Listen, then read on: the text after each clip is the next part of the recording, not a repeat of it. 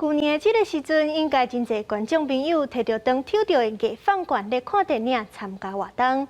今年度的艺放券嘛要来啊，同款一份是600块，而且今年增加到300万分。另外，今年还有一项新的合作国旅券，一份是1000，后礼拜三9月22港5倍券做伙登记，到10月12就会开始抽奖。去年文化部发放艺放券，反应是真袂歹。今年搁一摆发行，每份依次600块，但是总数为200万份，增加到300万份。9月22到10月29拢会使来登记。10月13开始，小连续4个礼拜三会来抽签。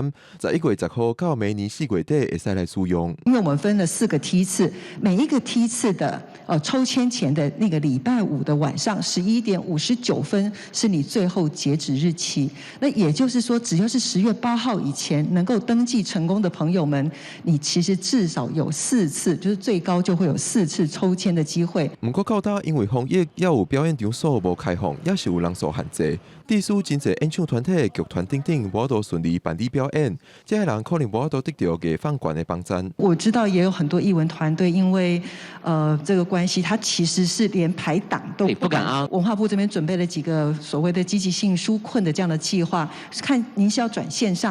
我们有一个补助大家去转成线上的这样的一个计划，间隔座好或是梅花座的部分，那因为这个票房没有办法卖到全满嘛，好，所以我们也会着于对于每一场演出的时候，在制作成本上给予相当的补助。文化部表示，这段期间拢一直甲指挥中心沟通，相信只要大家甲疫情控制掉的，未来就会使解封，到时大家就会使安全入去剧场看表演。